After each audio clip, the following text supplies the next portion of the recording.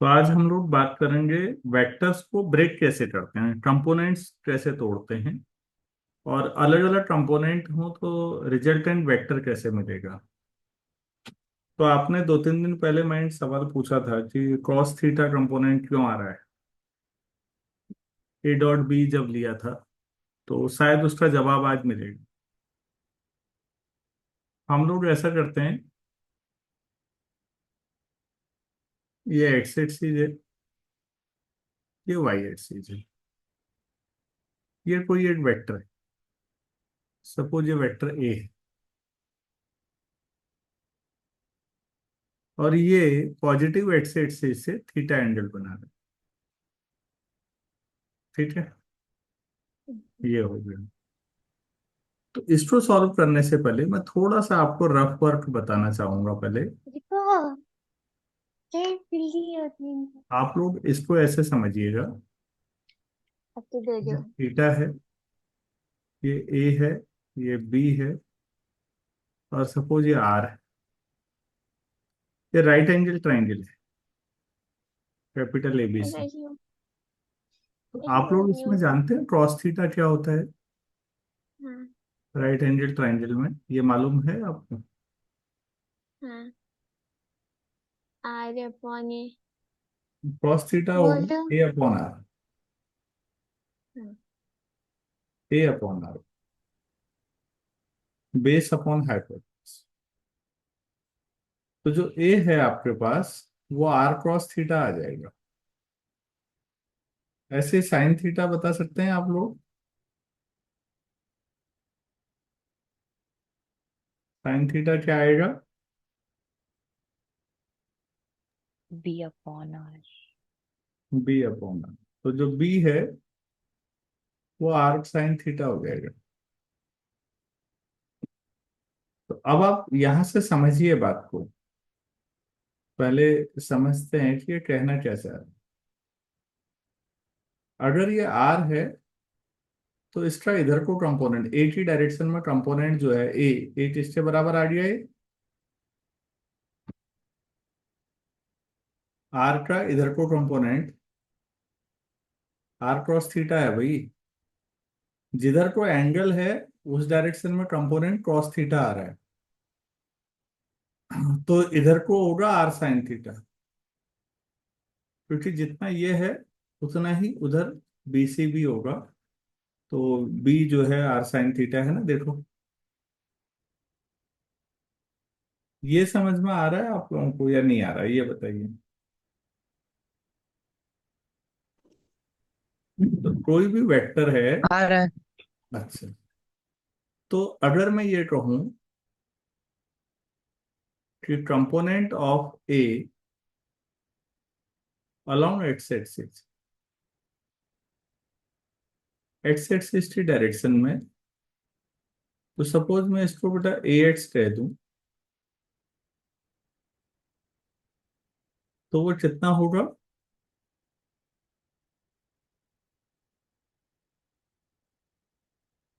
ध्यान से देखिएगा, ए का कंपोनेंट चाहिए मुझे एक्स एक्सिस में। तो ए का, जो ये आर का किया था तुमने ए बी के अलोंग, यही समझो। यहाँ भी तो एंगल थीटा था, तो आर का इधर को कंपोनेंट आया आर क्रॉस थीटा। तो अभी क्या आएगा,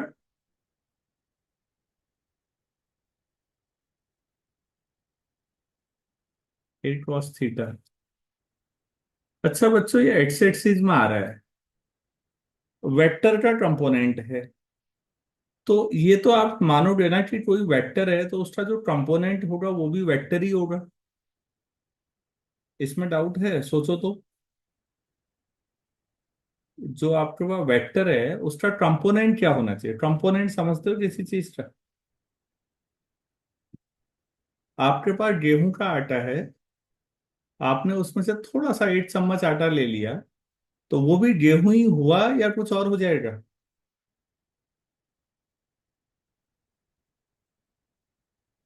आप लोग लेक्चर कितना स्लो कर देते हो टाइम पे जवाब ना देके। कोई जब सुनेगा इसको तो बाद में कितना स्लो है कहेगा वो, आप ये भी जवाब नहीं दे पा रहे हैं। आपके पास गेहूं का आटा है, आपने उसमें से 8 चम्मच ले लिया, तो वो पूरे आटे का एक छोटा सा कंपोनेंट हो गया। वो भी गेहूं ही हुआ या कुछ और हो जाएगा टर्म? गेहूं ही होगा। तो अगर कोई वेक्टर है उसका कंपोनेंट ले रहे हैं, तो वो वेक्टर होगा या स्केलर होगा? वेक्टर ही होगा। वेक्टर होगा। तो आप वेक्टर कहाँ के डायरेक्शन में ले रहे हैं इस समय? Sir forward. बताया along X X axis. Axis. तो एक्स एक्सिस में यूनिट वेक्टर क्या होता है? I cap. तो फिर उसके साथ आई कैप लगा। तो कोई भी वेक्टर है, अगर उसका एक्स एक्सिस में कंपोनेंट लेना है, तो ये देखो एक्स एक्सिस से अगर एंगल थीटा है, तो उसका A cos theta, magnitude cos theta, ये खाली ए है, ध्यान दीजिएगा। ऐसे ही अगर मैं आपसे कहूं कि component of a vector a along y axis, तो वो कितना होगा फिर?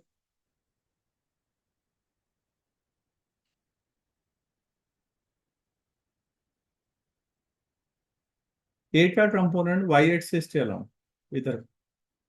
राइट में आपके सामने अभी बनाया था मैंने ये डायग्राम समझाने के लिए।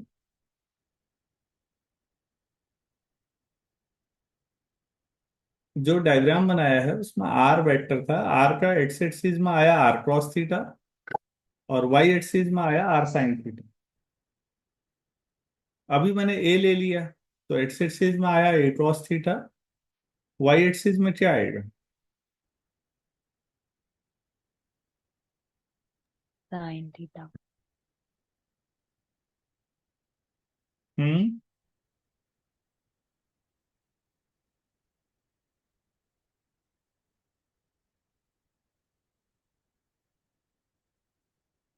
ये वेक्टर जो इस समय आ रहा है, ये किस डायरेक्शन में है? वाई की। तो इसमें क्या आना चाहिए? जे कैप।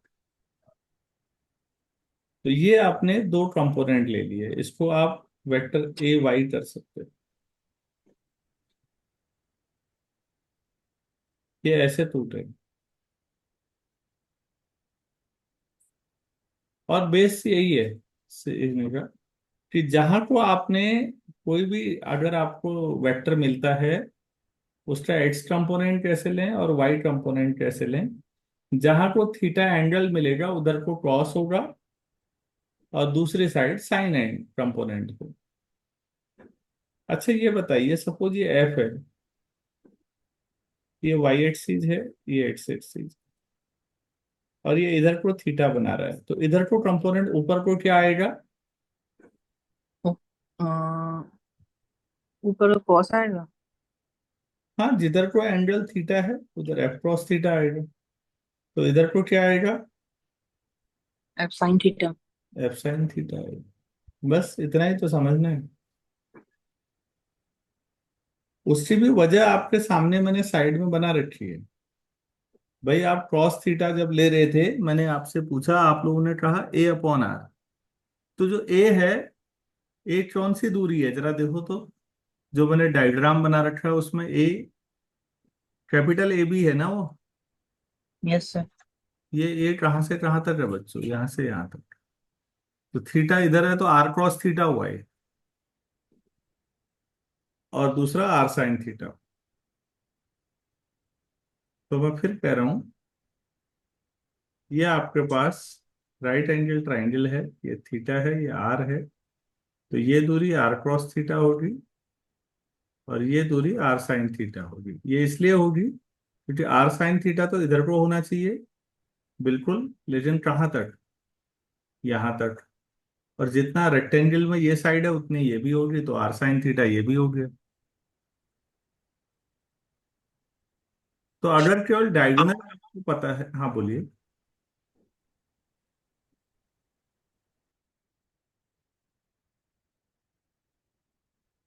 अगर ये थीटा है और ये आर है, और साइड के नाम देता हूँ एबीसी, तो ए बी को क्या लिखेंगे अब आप?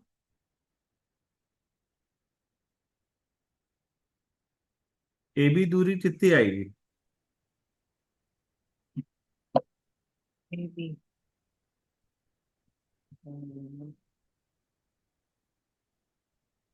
आर का कंपोनेंट जहां को थीटा है वहां तोड़ो, कह रहा हूं, बार बार एक ही बात कह रहा हूं। ये आर क्रॉस थीटा आएगा, ये आर साइन थीटा आ जाएगा। जहां को एंगल थीटा है उधर को सीधे आर क्रॉस थीटा ले लो ना, अपने आप क्लियर हो जाता है।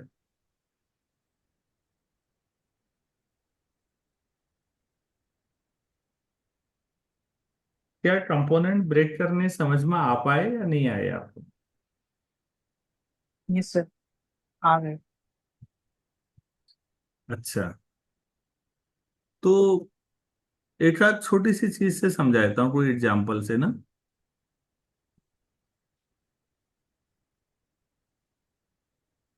क्या लें ऐसा? अ, जो 11th लेवल पे आपके काम का हो।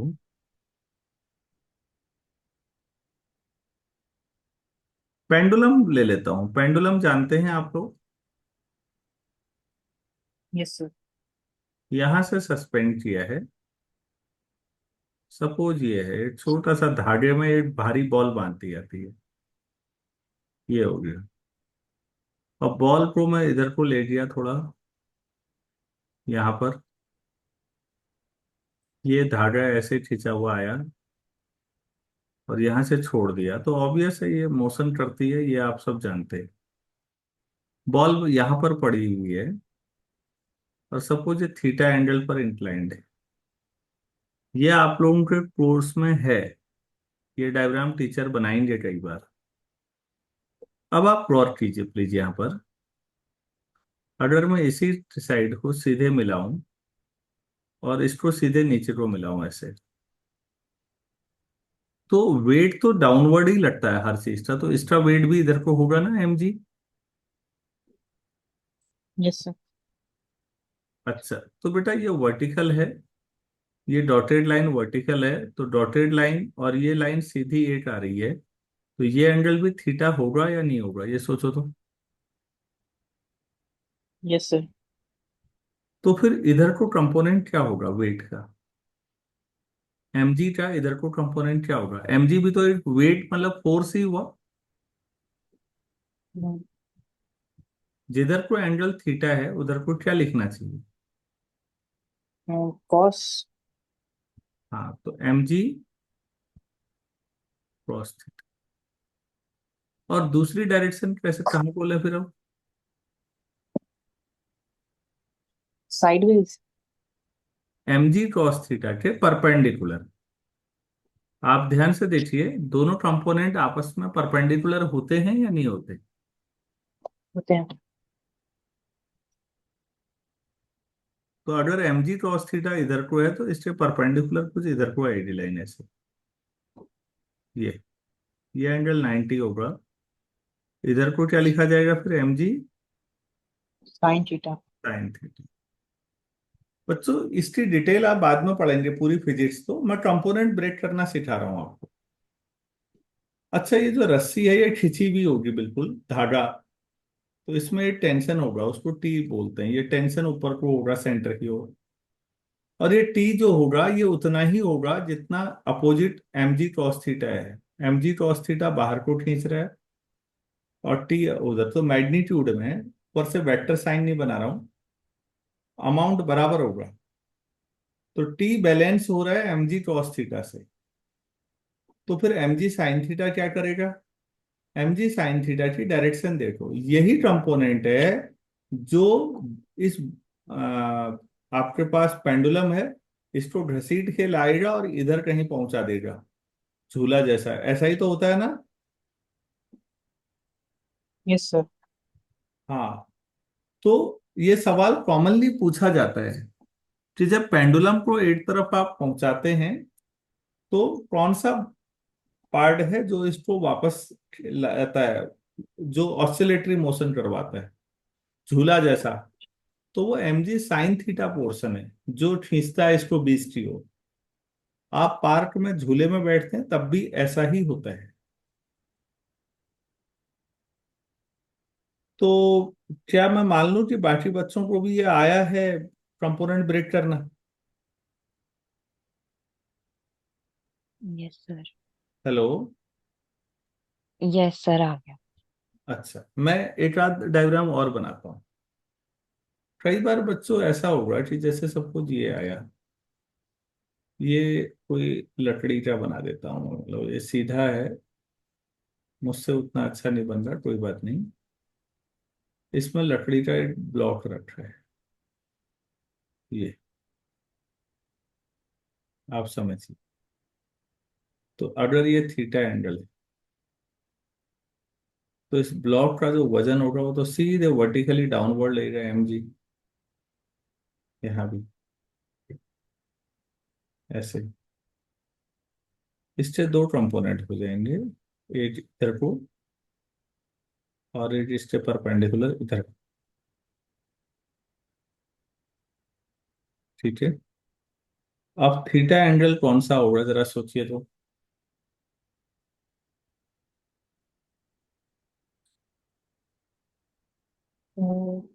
थीटा एंगल ये एंगल जो थीटा है, ध्यान से देखिएगा। ये एंगल थीटा है, ये 90 होगा, तो ये एंगल 90 माइनस थीटा होगा। ये भी उतना ही होगा जितना, क्योंकि ये दोनों पैरेलल है ना, ये यस सर। दोनों साइड जो टिक कर रहा हूँ पैरेलल है। तो एक ही बात है, ये 90 माइनस थीटा होगा तो इधर को थीटा होगा, क्योंकि आपस में परपेंडिकुलर है। तो अब मुझे बताइए प्लीज, इधर को थीटा आ गया तो इधर को कौन सा कंपोनेंट आएगा वेट का? mg cos theta. mg cos theta. और इधर को mg sin theta. mg sin theta. तो यहाँ पर mg sin थीटा है जो इसको नीचे को घसीट लाएगा। अगर आपको रोकना है तो इतना ही फोर्स ऊपर को लगाना पड़ेगा, तब रुकेगा ये, नहीं तो खिसकता हुआ नीचे को आ जाएगा। अगर कोई मुझसे पूछे कि कितना फोर्स लगाना है इसे रोकने के लिए, तो क्या जवाब देना पड़ेगा, कितना लगाएंगे? mg sin theta. mg sin theta जितना नीचे को ला रहा है उतना ही ऊपर को लगा दो, तो रुक जाएगा। इसकी पूरी फिजिक्स मैं फिर कह रहा हूँ, ये सब बाद में चैप्टर हैं बच्चों। हो सकता है आप लोग आजकल पढ़ रहे हों, या नहीं पढ़ा है तो बाद में पढ़ेंगे। मेरा उद्देश्य वेक्टर के कंपोनेंट तोड़ना है। वो हो पा रहा नहीं हो पा रहा ये सोचो बस।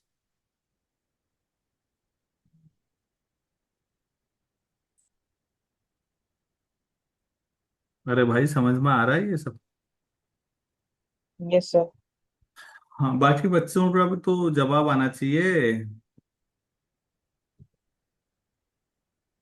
Yes sir. Thank you. चलिए मैं छोटा छोटा सवाल पूछता हूँ आपसे, आप, मुझे लगता है बच्चे घबरा रहे हैं। अच्छा, मैंने ये एक क्वेश्चन है, I equal to J equal to K, एक ने ये लिखा है, एक ने लिखा है I is not equal to J is not equal to K. मान लो ये पहला ऑप्शन है, ये दूसरा ऑप्शन है, तीसरा ऑप्शन ये है mod i equal to mod j equal to mod of k, ये तीसरा ऑप्शन है। और mod i is not equal to j mod of j is not equal to mod of k, ये चौथा ऑप्शन। आप लोग बताइए मुझे कौन सा सही है और क्यों?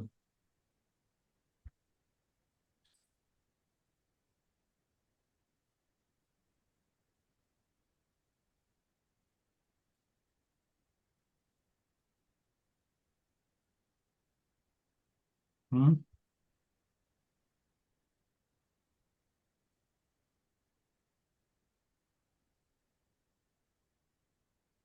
नहीं आ रहा है?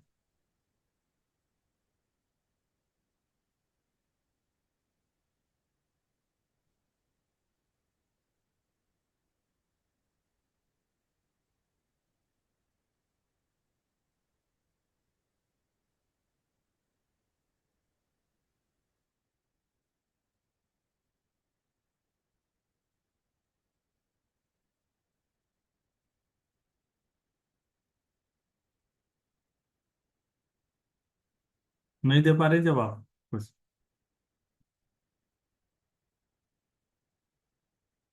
पहला ऑप्शन पे बात करो तो कुहू दो वेक्टर कब बराबर होते हैं कुहू?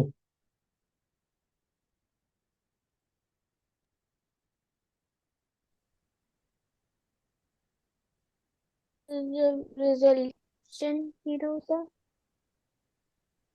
आपकी आवाज ही नहीं आ रही है मुझे।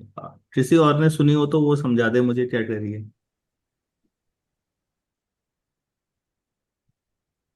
दो वेक्टर बराबर कब होते हैं तन्वी?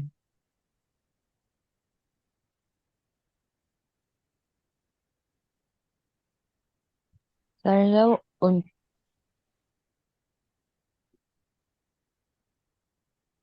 हम्म।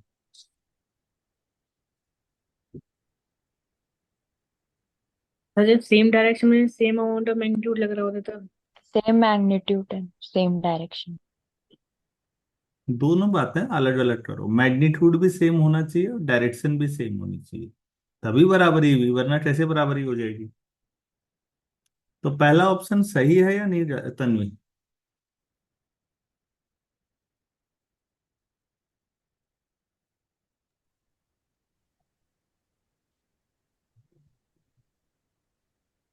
मयंक आप बताइए। तो पहला गलत जा रहा है। क्यों? सर आई की डायरेक्शन तो मतलब एक्स को डिनोट करते हैं ना, आई एक्स का यूनिट वेक्टर है। Very good. जे वाई का है हाँ और तो के डायरेक्शन जेड का अलग है। अलग हो गई बेटा, तो पहला ऑप्शन गलत हाँ। है, इक्वलिटी नहीं हो सकती। दूसरा ऑप्शन सर दूसरा ठीक लग रहा है मुझे तो। सही है। दूसरा सही है क्योंकि आई जे के तीनों अलग अलग डायरेक्शन के वेक्टर हैं, तो बराबरी का कोई चांस है ही नहीं, कोई किसी के बराबर नहीं हो सकता। हम्म। तीसरा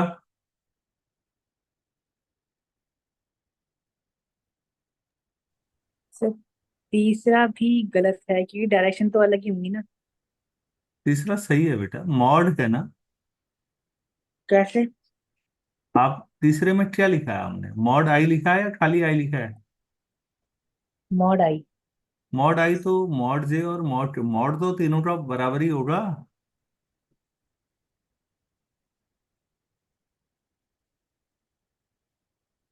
अरे तीनों यूनिट वेक्टर हैं या नहीं है? अच्छा हाँ। तो तीनों का मॉड कितना होगा? ये तो वन वन होगा। ही आएगा ना तीनों का, तो ये सही है। हाँ। हाँ चौथा, सही है। जब ये सही है तो चौथा गलत हो जाएगा। ज्यादा गलत होगा।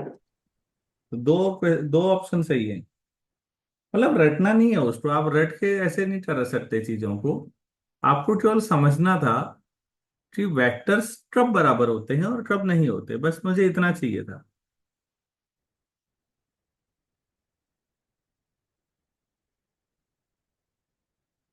अच्छा चलिए।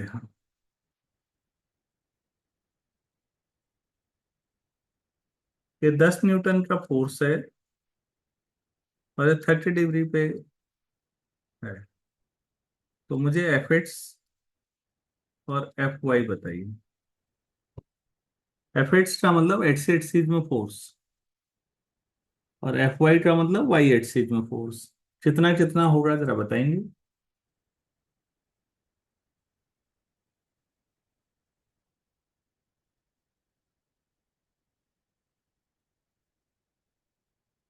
तो मैं एक्स में कितना होगा?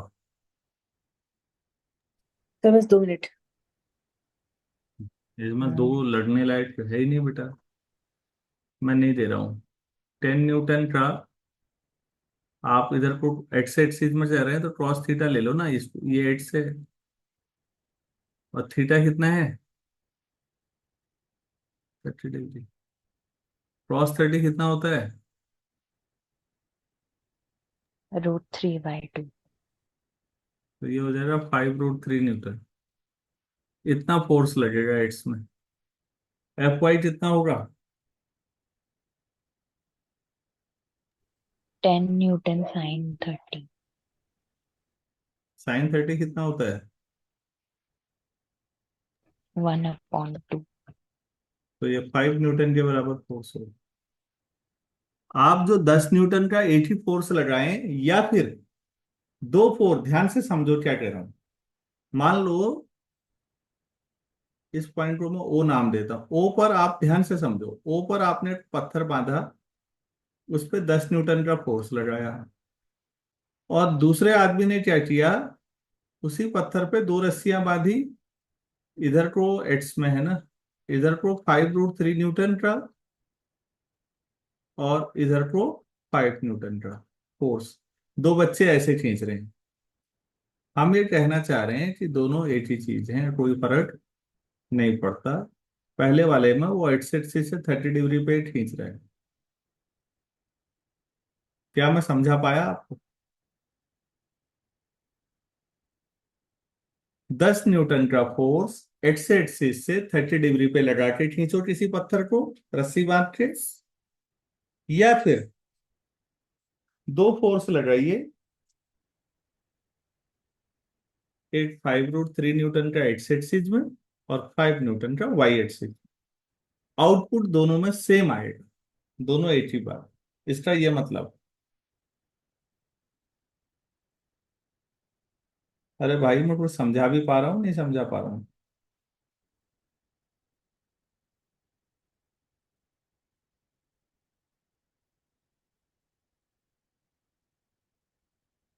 हम्म। Yes sir. क्या क्या यस सर, क्या समझाया? आप मुझे रिपीट करो तो। कि अगर फोर्स कहीं से भी लगे तो वो सेम ही उसमें लगेगा। हम्म। अगर फोर्स कहीं भी उससे लगा है, उसका एंगल 30 डिग्री बना है, तो वो कहीं से भी लगा तो वो ऑलमोस्ट सेम ही लगेगा। मैंने जो कहा और जो आप कह रही हैं बेटा, उसमें अंतर है। मैंने कहा है एक पत्थर है कोई, उस पे आपने रस्सी बांधी और एक्स एक्सिस से 30 डिग्री पे 10 न्यूटन का फोर्स लगा के खींचा, ठीक हो गया। उतने ही बड़े पत्थर को दो बच्चों ने दो रस्सियां बांधी, एक एक्स एक्सिस में खींच रहा है 5√3 न्यूटन से, और दूसरा 5 न्यूटन से वाई एक्सिस में खींच रहा है। आउटपुट सेम आएगा दोनों।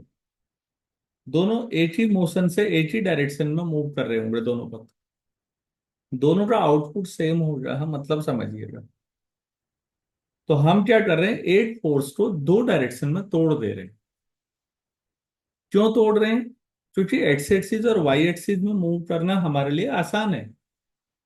भाई कंपोनेंट तोड़ ही क्यों रहे हैं, अगर हम ये सवाल पूछें? क्योंकि बच्चों एक्स एक्सिस वाई एक्सिस में हमारे लिए चीजें हमेशा आसान है। हमें चीजें आसान बनानी है, इसलिए ऐसा कर रहे हैं। माइंड की बात समझ में आई आपको? Yes, sir. ठीक। परसों हमने ये लिया था डॉट प्रोडक्ट में, आपने ये पूछा था, ये वेक्टर ए था और ये वेक्टर बी है, और ये बीच का एंगल थीटा था। तो जो ए डॉट बी है, बेसिकली वो ए बी कॉस थीटा आया था। आपने पूछा था कॉस थीटा क्यों आया। एक्चुअल में वो ए का कंपोनेंट था इधर को। ए का कंपोनेंट बी की डायरेक्शन में कितना होगा? का कंपोनेंट बी की डायरेक्शन है। हम्म, ए कॉस थीटा ही होगा, हाँ। Into b. समझ में आया? तो इसमें हम बी का कंपोनेंट नहीं लेंगे। नहीं बेटा, डॉट प्रोडक्ट स्केलर क्वांटिटी होती है ना, तो आप फाइनल आउटपुट स्केलर लाना है ना, डायरेक्शन का मतलब नहीं रहा। अच्छा। आपको ये पहले ही बताया गया है कि वेक्टर्स का जो आउटपुट है वो डॉट में हमेशा स्केलर आता है, और क्रॉस में हमेशा वेक्टर आता है। ऐसा बताया होगा ना? Yes sir. हम्म। तो वो परसों इतना सा था, जानबूझ के नहीं बताया मैंने। यहां तक क्लियर है? Yes sir. अच्छा। मेरे ख्याल से कंपोनेंट में ऐसा कुछ है नहीं, इससे ज्यादा बहुत एलिमेंट्री चीजें ब्रेक कर रहे हैं आप। आप लोगों के लेवल पर वो ज्यादा टफ होता भी नहीं है। आप अभी प्रोजेक्टाइल मोशन पढ़ेंगे। मतलब आपने ऐसे देखा भी होगा, बैट्समैन ने शॉट मारा, बॉल ऐसे गई ऐसे आ गई। तो जहां पर गई, सपोज उसकी जो वेलोसिटी है ये टेंजेंशियल होती है डायरेक्शन, ये यू है, और सपोज ये एक्स एक्सिस से थीटा एंगल बनाए, तो अब वो बताएगी एक्स एक्सिस में वेलोसिटी क्या आ जाएगी। इसको मैं यू एक्स नाम दे देता हूँ। यू एक्स कितना लेंगे हम इधर को? You cos theta. Very good, you cos theta. तो वेलोसिटी का ये कंपोनेंट होता है बच्चों यू कॉस थीटा, जो बॉल को आगे बढ़ा रहा है। और ये वाला कंपोनेंट है जो बॉल को ऊपर उठा रहा है वाई एक्सिस में। ये क्या होगा इधर को, यू वाई कितना होगा? You sin theta. You sine theta. You sine theta component होता है जो बॉल को ऊपर उठाता है, और यू कॉस थीटा कंपोनेंट होता है जो बॉल को आगे घसीटता है। दोनों मिला के बॉल को आगे पहुंचा दे रहे हैं जहां पर पहुंच रहे हैं। अब बताओ, अगर यू साइन थीटा ज्यादा हो जाएगा तो क्या होगा? बॉल ऊपर ज्यादा उठ जाएगी। आप लोगों ने कई बार क्रिकेट मैच में देखा होगा, मैंने देखा कभी, कि बैट्समैन ने मारा तो जबरदस्त शॉट है, लेकिन बॉल आसमान में बहुत ऊपर पहुंच गई और बाद में कैच आउट हो गया player. Yes ball sir. Stadium के बाहर नहीं जा पाई, मतलब सॉरी बाउंड्री के बाहर नहीं जा पाई। तो उस समय यू कॉस थीटा ज्यादा रहा होगा या you sine theta? Sir you sine theta. हाँ, यू साइन थीटा बढ़ने पे खतरा ये होता है कि बॉल ऊपर पहुंच जाती है। और यू क्रॉस थीटा ज्यादा होने पे फ्लैट सिट्स पड़ेगा सीधे, बहुत तेजी से सीधे सिट्स चले जाएगा, ज्यादा ऊपर नहीं उठेगा। हाँ, ये हो सकता है कि कोई लंबा प्लेयर हो जाए और कैच कर दे, वो अलग बात है। तो आपको दोनों का कॉम्बिनेशन बनाना पड़ता है। बहुत ज्यादा यू क्रॉस थीटा भी नहीं होना चाहिए, और बहुत ज्यादा यू साइन थीटा भी नहीं होना चाहिए। हम दोनों के बीच का बैलेंस पढ़ेंगे। इसको प्रोजेक्टाइल मोशन कहते हैं। आप लोगों ने पढ़ा होगा हो सकता है, लेकिन मैं भी पढ़ाऊंगा। मैं आज तो केवल वेक्टर कंपोनेंट तोड़ने में इंटरेस्टेड हूँ। बस क्रॉस थीटा साइन थीटा दो ही कंपोनेंट होते हैं हमारे यहाँ आसानी से, इसको ब्रेक करना आना चाहिए आपको। ये सीख पाए आप लोग? Yes sir. अच्छा,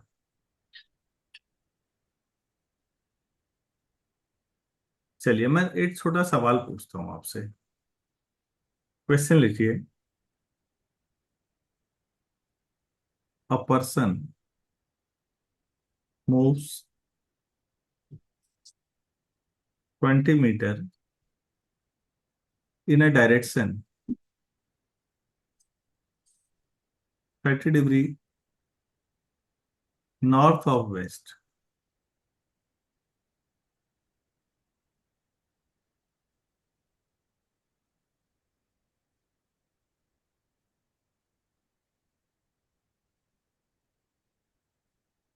hmm. What is its displacement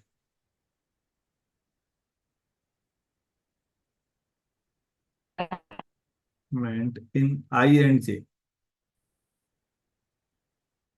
unit vectors की फॉर्म में इसका डिस्प्लेसमेंट कितना है, लोग बता सकते हैं?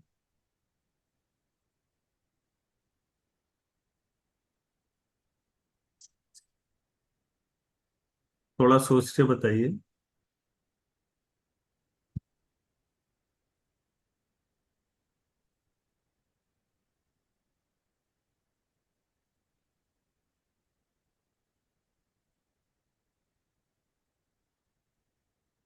तो 10 × 3 I कैप।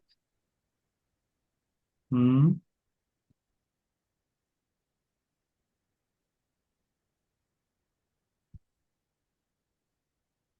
डायग्राम कैसे बनाएंगे आप, पहले उसको समझिए। ये आप है, सपोज ये ईस्ट वेस्ट नॉर्थ साउथ, ये ओरिजिन। अब हमें कैसे चलना है जरा ध्यान दीजिए। वो आदमी 20 मीटर चल रहा है in direction 30 degree north of west, west से नॉर्थ की तरफ, वेस्ट से नॉर्थ की तरफ 20 मीटर, तो वो ऐसे चला, ये एंगल 30 डिग्री और ये 20 है। तो जो उसका डिस्प्लेसमेंट होगा ना, डिस्प्लेसमेंट को हम नॉर्मली एस से दिखा देते हैं। तो 20 का एक्स एक्सिस में कंपोनेंट क्या आएगा?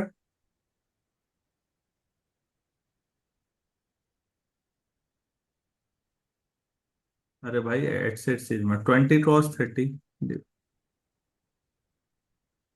ये पॉजिटिव एक्स में आएगा नेगेटिव एक्स में? Negative x. नेगेटिव, तो माइनस आई प्लस, और वाई एक्सिस में 20 वाई में पॉजिटिव। साइन 30, और वो इधर को होगा फिर, कंपोनेंट ऐसे ही ब्रेक होंगे, तो ये जे आ जाएगा, पॉजिटिव है। सॉल्व करना है। cos 30 कितना होता है? sin 60 के बराबर, मतलब √3/2, तो ये माइनस 10√3 आएगा आई, प्लस sin 30 1/2, तो 10 यही आंसर है। आपको बस समझनी है लैंग्वेज क्या लिखा है। 30 डिग्री नॉर्थ ऑफ वेस्ट, तो वेस्ट से शुरू कीजिए, नॉर्थ की तरफ जाइए 30 डिग्री पे, 20 मीटर तक गए आप। तो बच्चों वो तो ठीक है, हमने उसको दो हिस्सों में तोड़ लिया, एक्स और वाई कंपोनेंट में। तो हमें ये पता लगा कि भाई एक्स में इतना गए और वाई में इतना जाए, तो भी आप रिजल्टेंट 20 मीटर होता है।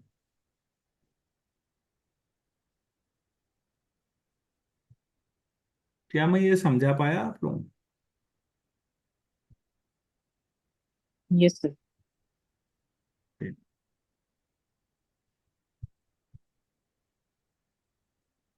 तो फिर इसका मतलब है कि मैं वेक्टर्स में लगभग सारे टॉपिक्स कवर कर चुका हूँ, कुछ छूटा है वेक्टर में।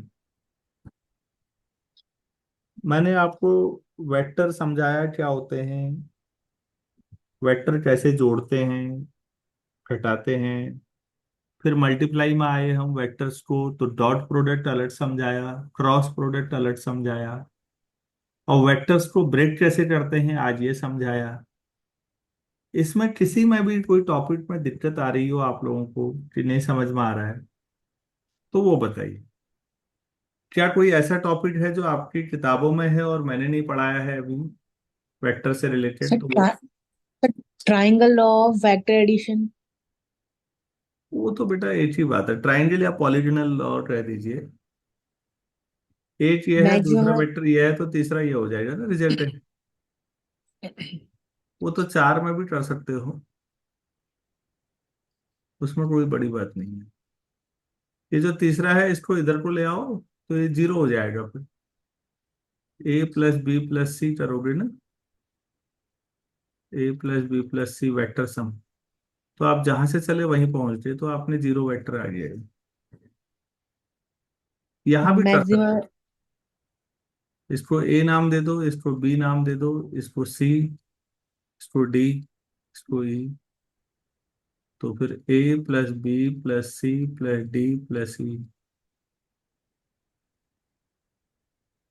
जीरो हो गया। तो पॉलीगोनल लॉ भी कह सकते हो ट्राइंगल की, जो इन जनरल आप जहां से चले थे आपने ऐसे जोड़ा सबको कि लास्ट में पॉलीगन बन गया, और जोड़ जाड़ के आप वापस वहीं पहुंच गए जहां से शुरू हुए थे, तो सभी वेक्टर्स का सम जीरो ही आएगा। ये तो कोई और टॉपिक है? क्योंकि मेरे पास बुक नहीं है, ये तो मैंने वेक्टर तो मैथ्स के हिसाब से पढ़ा दिया, अब देखना पड़ेगा अगले से। Maximum maximum and minimum value of the sum of two vectors. बेटा आपको cos थीटा की वैल्यू पता होनी चाहिए, उसमें कुछ नहीं है। हम लोगों ने ये पढ़ा है एक दिन, आप पीछे देखिएगा, मैंने पढ़ाया होगा, लॉ ऑफ पैरेललोग्राम वाला, ऐसा बताया होगा। सपोज ये वेक्टर P है और ये वेक्टर Q है, इनके बीच का एंगल थीटा है, और इनका जो रिजल्टेंट है वो मान लेते हैं आर, और जो अल्फा एंगल बना रहा है। तो हमने एक फॉर्मूला पढ़ा होगा, r square equal to p square plus Q square plus 2 P q cross theta. ऐसा पढ़ा है,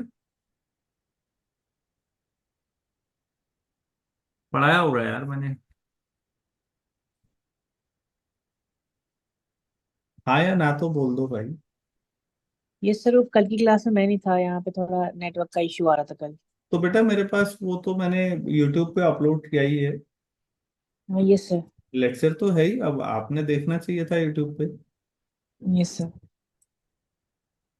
अब ये बताइए क्रॉस थीटा की मैक्सिमम वैल्यू क्या होती है? कॉस थीटा की मैक्सिमम वैल्यू बन जाती है +1 होती है। +1। तो जिस समय क्रॉस थीटा को आप +1 रखेंगे यहाँ ऊपर, उस समय जो आर होगा, आर मतलब रिजल्टेंट, वो भी मैक्सिमम ही हो जाएगा फिर। जब क्रॉस की मैक्सिमम वैल्यू रख दोगे यहाँ पर और वो 1 रखोगे, तो ये देखो तो क्या आएगा, P square plus Q square plus 2 P Q आ जाएगा या नहीं? Yes sir. आप लोग इसको पी प्लस क्यू का होल स्क्वायर कह सकते हैं। Yes sir. तो रिजल्टेंट जो मैक्सिमम होता है, अंडर रूट ले लो तो पी प्लस,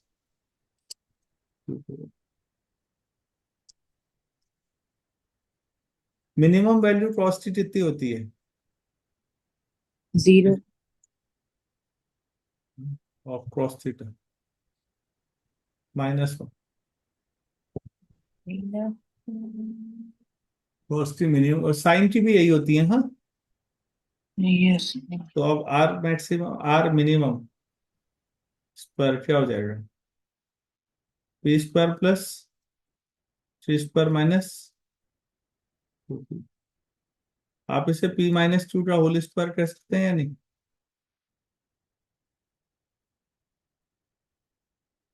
तो आर यस सर। मिनिमम कितना हो जाएगा? p-q। p माइनस क्यू का मॉड। बेटा इसको q माइनस पी का होल स्क्वायर भी लिख सकते हैं ना, हमें नहीं पता कि p माइनस क्यू लिखना चाहिए या q माइनस पी लिखना चाहिए। तो जो बड़ा है वो लिख दो। तो ये p, भाई पॉजिटिव लाना होता है ना हमें यस रिजल्टेंट, सर। तो मॉड लेके भी तो पॉजिटिव ही आएगा। p बड़ा है तो p माइनस क्यू, q बड़ा है तो q माइनस पी, क्या फर्क पड़ता है उससे? तो ये मैक्सिमम और मिनिमम जो आपने अभी कहे थे ये बताया है, क्योंकि ये बताया है। अब उसमें क्रॉस थीटा की वैल्यू +1 रखते हो तो मैक्सिमम वैल्यू मिल जाती है रिजल्टेंट, क्रॉस थीटा की वैल्यू -1 रखते हो तो रिजल्ट की मिनिमम वैल्यू है। तो दो वेक्टर का resultant maximum p plus Q हो सकता है, मतलब उन दोनों का सम, और मिनिमम उन दोनों का डिफरेंस। तो रिजल्टेंट इन्हीं के बीच में रहेगा। और कुछ रहा है तो बोलिए please. Angle of resultant. Tan alpha. Angle of resultant. हाँ हाँ, यही है। ये जो अल्फा है उसका रिजल्टेंट का एंगल p वेक्टर से। तो बेटा इसको तो आप याद ही करोगे, क्योंकि आप लोग इसको डिराइव करना आपके लिए दिक्कत हो जाएगी। वो ये होता है।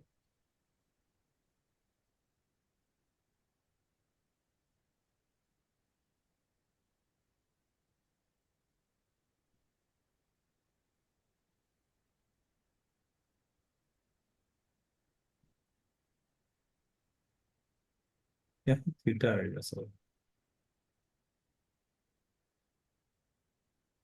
ये 10 अल्फा की वैल्यू।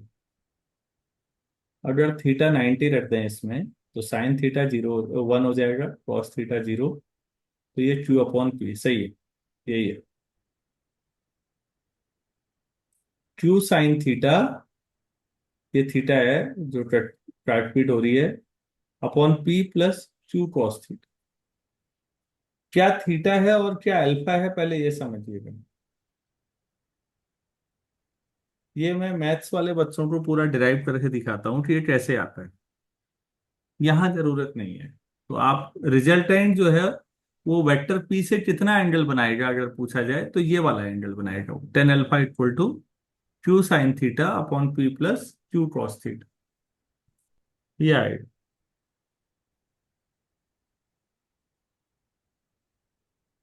तो इससे आप चाहें तो आसानी से कोई भी क्वेश्चन उठा सकते हैं।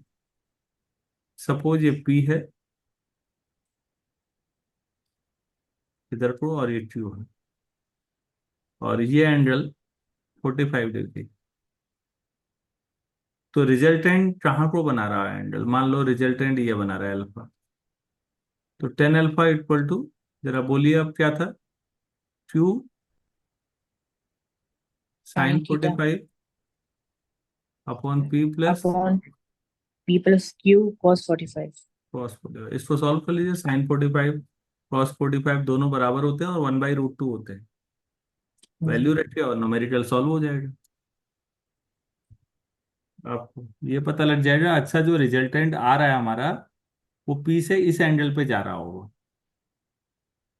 तो दो चीजें हैं, रिजल्टेंट कितना है वो इस फॉर्मूले से क्लियर होगा, R² इक्वल टू, और रिजल्टेंट पी से किस एंगल पे कहाँ को जा रहा है वो इस एंगल से क्लियर होगा, इस फॉर्मूले से। उम्मीद है समझ में आ रहा होगा आप लोगों को। Yes sir. हाँ, और कुछ रह गया है। 2D coordinate system. हाँ, 2D वही हुआ है, XY। 3D में XYZ, कुछ नहीं है और, मुझे लगता है। तो आज इतना करते हैं इसको, ठीक है।